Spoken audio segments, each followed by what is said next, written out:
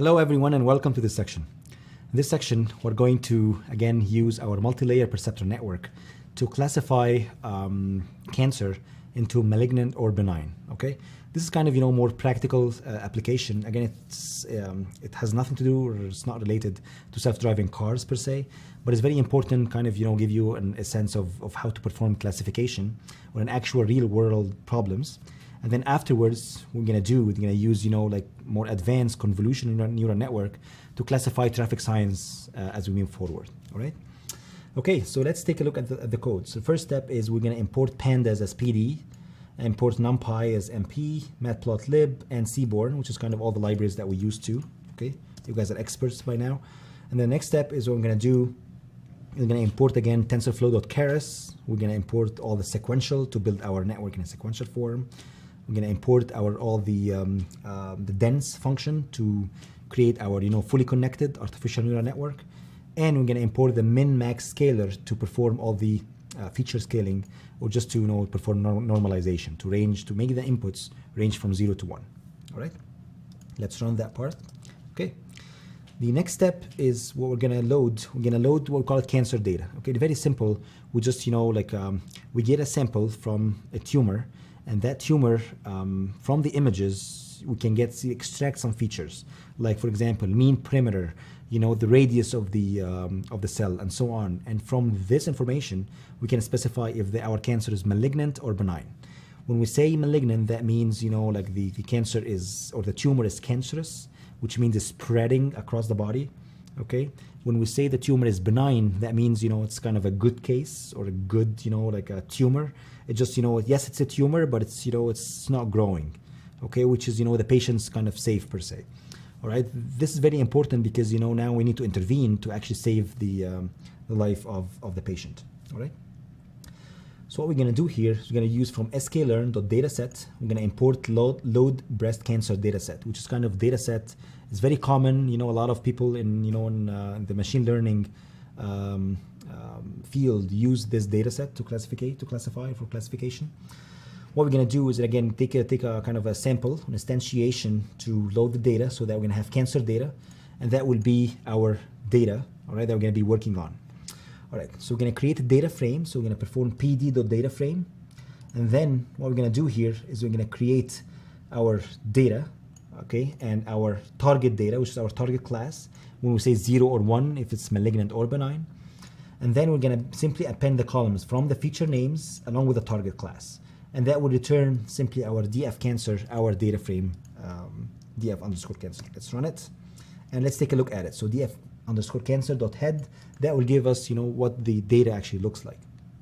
All right, so as you guys can see here, we have 30 features. All right, so we have mean radius, mean texture, mean perimeter, mean area, and so on. And as you guys can see here in the last one, that's my target class. That's if we're gonna say, okay, if cancer is malignant or benign.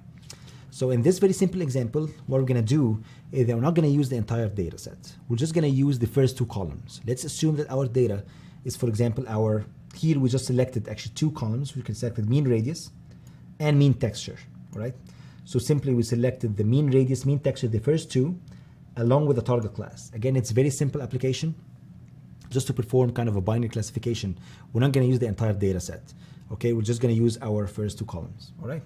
So to do that, first we're gonna load, again, our df_cancer iLoc or iLocation that will specify all our rows. So this column specify, okay, we need all rows, and we need the first two columns.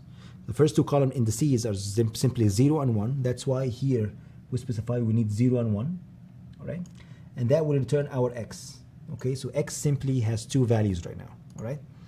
Okay, let's actually, let's remove this and put that here, and let's view x. So let's run it, and that will show us, okay, x has actually mean radius and our mean texture, all right?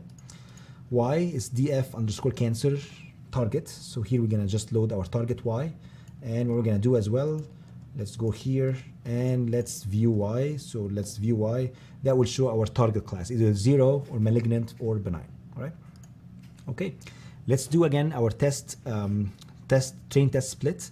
So from sklearn.model selection, import train test split, and then again exact same fashion as we've done before. train test split X and Y, and then we're gonna split them as 75% training and 25% for testing. All right, random state, we're gonna set it to 0 so you guys can have the same answer as mine. And that's our training data and testing data, simply. All right. Afterwards, we're gonna do scatter plot just to view the data. So let's run it. So that will split the data and view the data. All right, so as you guys can see here, this is a little bit more kind of advanced problem, because if you guys can see here, the two classes are kind of, like overlapping on each other. On the previous example, we had, the truck example, we had the data very scattered. All right, so it's very easy to classify. And then we had the two-moon example. Once you have kind of an edge or angle, it's very easy. Here it's a little bit more complex because the classes are actually overlap in a way, okay, here in this section. So it's very hard to draw like a boundary between the two, okay? All right, next step, we're gonna do again feature scaling or like min-max scaler to perform normalization. Let's run it, normalized. Let's actually view it to make sure we are on the same page. The data actually looks exactly the same as this, but the values, instead of having 25 and let's say 35 range, here we're having 0 to 1, 0 to 1, which is perfect. That's exactly what we're looking for. All right, let's build our network then. Actually, I'm not gonna build one neuron and go forward. We're just gonna go to the big one, build our multi-layer perceptron network. Here, again, model equals sequential, and then we're gonna start to add different layers. So we add 20 neurons for the first hidden layer, okay? We use the ReLU, rectified linear unit function, activation function. Afterwards, we build again another hidden layer of 20 neurons.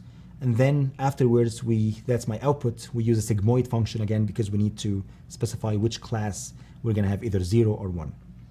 Okay, and then the exact same commands. We're gonna use model.compile, use binary cross entropy, and we used Adam optimizer. And here we use a fit method on our model to use X train scaled along with the Y train, 500 epochs, and verbose is 2. All right, let's run it. All right, the network is training, it's learning, it's growing, and that's how we are looking at the loss. It's going okay pretty well. Let's take a look at the summary.